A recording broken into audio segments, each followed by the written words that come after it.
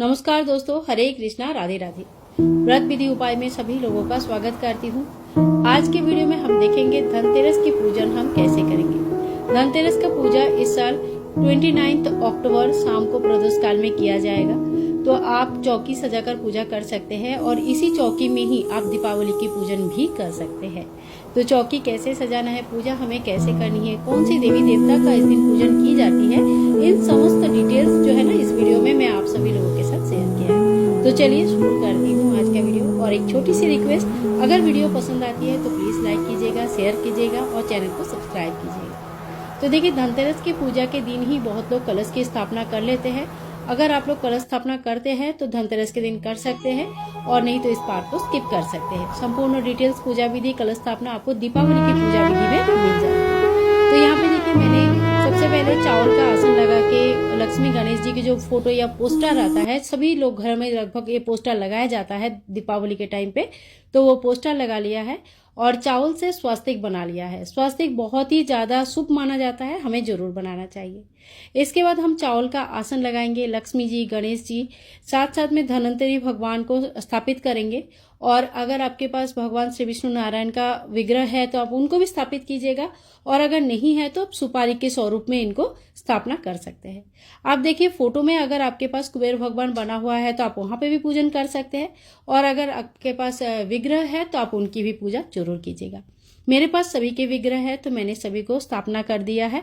और इसके बाद देखिए, एक चावल का आसन लगाएंगे और इसमें दीपक की स्थापना करेंगे।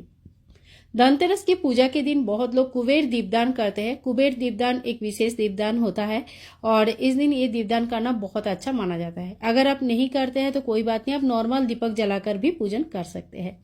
दीपक हमने प्रज्वलित कर लिया है। दीपक प्रज्वलित करने के बाद ही हमें पूजन शुरू करना है। तो सबसे पहले हम गणेश जी का स्नान कराएंगे। ओम गणेशाय नमः, ओम गणेशाय नमः, ओम गणेशाय नमः। इस तरह से माता लक्ष्मी जी, भगवान नारायण जी और साथ साथ में कुबेर भगवान और धन्वंतरी भगवान का भी हम स्नान कराएंगे। स्नान के बाद सभी को हम टीका लगाएंगे और सभी को हम वस्त्र चढ़ाएंगे। तो देखिए, वस्त्र कलावा स्वरूप चढ़ाया जाता है। आप चाहे तो जितने भी देवता है सभी को जेनोई चढ़ा सकते हैं। जेनोई अगर आपके पास है तो ठीक है, और अगर नहीं है तो कच्चा सूत से भी 7 बार लपेट कर आप जेनोई बना सकते हैं। और अगर जेनोई नहीं है तो इसी प्रकार से जैसे मैंने सभी देवी देवता को ओम वस्त्रम समर्पयामि इस मंत्र का जप करते हुए सभी को हमने कलावा स्वरूप वस्त्र चढ़ा है, आप इस तरह से वस्त्र भी चढ़ा सकते हैं। फिर जितने भी देवता है सभी को चंदन का टीका लगाना है। माता लक्ष्मी को हमें रोली या कुमकुम का टीका लगाना है। सभी भगवान को हम टीका लगाएंगे। इत्र लगा सकते हैं, आप वस्त्रों में भी इत्र लगाकर चढ़ा सकते हैं या अलग से भी इत्र लगा सकते हैं। माता लक्ष्मी को चंदन का टीका नहीं लगती है, ध्यान रखिएगा। और उनको सिंदूर चढ़ा सकते हैं। आज के दिन आप रोली या कुमकुम से टीका कीजिएगा। साथ साथ में जो दीपक की हमने स्थापना किया है उनकी भी पूजन किया जाता है। अग्नि देवता का भी हम पूजन करेंगे। इसके बाद हम भगवान को भोग चढ़ाएंगे। तो देखिए, खील बतासे के भोग सबसे ज्यादा महत्वपूर्ण माना जाता है, सबसे विशेष होता है। इसके अलावा घर पर आप जो भी मिठाई बनाया है या बाजार से लाए हैं वो सारे मिठाई, फल वगैरह चढ़ा सकते हैं। और आज के दिन धनिया जरूर चढ़ाया जाता है। कहते हैं कि घर में धन धान्य की बरकत के लिए धनिया हमें जरूर चढ़ानी चाहिए। इसके बाद देखिए, भगवान धन्वंतरी की पूजा में आयुर्वेदिक चीजों का विशेष महत्व है। तो आपके घर में जो भी आयुर्वेदिक चीजें हैं, जैसे नींबू है, आंवला है, लौंग, इलायची, सुपारी, बतासा वगैरह जो भी है, साथ में नीम के पत्ते, तुलसी के पत्ते, एलोवेरा के पत्ते, पपीते के पत्ते, ये सारी चीजें आप चढ़ा सकते हैं। तो समस्त प्रकार के आयुर्वेदिक औषधियां इस दिन भगवान को जरूर चढ़ाया जाता है आरोग्य लाभ के लिए।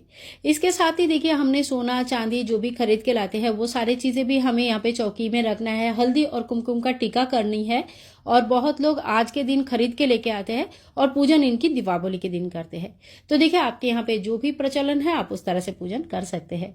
इसके साथ ही आज धन पोटली की पूजन किया जाता है। अगर आपने पहले ही बना के रखा है धन पोटली तो आज इनको खोल के भगवान की चौकी में रखिए और इनकी विधिवत पूजा कीजिए। सभी को गंगा जल छिड़किए, उसके बाद टीका कीजिएगा और इसी तरह से ना धन पोटली का भी धूप दीप दिखाइए और पूजा कीजिए। और अगर नया बनाना चाहते हैं तभी भी आप नया सामान लेके आइए, उनका भी इसी तरह से धूप दीप दिखाइए, फूल चढ़ाइए और फिर पूजा करके दीपावली के दिन पूजा होने के बाद अगले दिन सुबह पोटली में भरकर हमें रख देनी है। अगर आपके पास सोना चांदी वगैरह नहीं है तो सिंपल पैसे भी आप चढ़ा सकते हैं, वो भी धन के रूप में ही पूजित होती है। इसके बाद हम धूप और दीप दिखा देंगे, पंचोपचार पूजा कर लेंगे। तो देखिए, अगर आपने कुबेर देवता का कुबेर दिया का स्थापना किया है तो उस दिया को हटाया नहीं जाता, हिलाया नहीं जाता। लेकिन अगर आपने नॉर्मल दिया का स्थापना किया है सुबह शाम का पूजा का, तो वो दिया से आप आरती कर सकते हैं। अगर कुबेर दीपक स्थापन किया है तो आप अलग से कपूर या दिया जलाकर फिर आरती कीजिए। गणेश जी की आरती कर सकते हैं, माता लक्ष्मी की आरती कर सकते हैं और सभी को आरती दिखाइए, पूरे घर में आरती घुमाइए, ये बहुत शुभ होता है। इसके बाद हाथ में थोड़ी सी जल लेंगे और आरती को आचमनी कर लेंगे। 3 बार इस तरह से जल घुमाएंगे। अग्नि में जल हमें नहीं फेंकनी है, ध्यान रखिएगा। और देखिए आज के दिन ना विशेष दीपदान जो होता है वो है यम दीपदान। तो रात के समय हमें ये दीपदान करना रहता है, विशेष दीपदान होता है। इसके ऊपर पूरा डिटेल्स में वीडियो में अपलोड करूंगी, आप उस वीडियो को देख लीजिएगा और कम्युनिटी पोस्ट में चेक कीजिएगा, पिछले साल का वीडियो भी मैंने अपलोड करके रखा है। इसके साथ ही देखो आज के दिन झाड़ू का पूजन किया जाता है, तो आप चौकी में भी पूजन कर सकते हैं, अलग से भी कर सकते हैं। झाड़ू को वस्त्र स्वरूप कलावा चढ़ाइए, थोड़ी सी जल के छींटा दीजिए, फूल चढ़ाइए, तिलक कीजिएगा और खिल बतासे के भोग लगा दीजिएगा। फिर हमें दीपक प्रज्वलित करना होता है, क्योंकि ये जो दीपावली की त्योहार होती है दीपक की ही त्योहार होती है।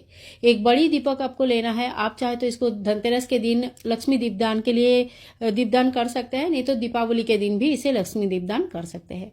इसके बाद धनतेरस के दिन 13 दीपदान किया जाता है। घर के दहलीज में दीपदान किया जाता है, घर के मंदिर में, तुलसी स्थान में, कुछ देव वृक्ष में, पितरों के नाम पे, खुली आकाश के नीचे, गौशाला में, बहुत जगह में 13 दीपदान किया जाता है। तो आप 13 दीपदान जरूर करें अगर आपके यहाँ पे नियम है तो।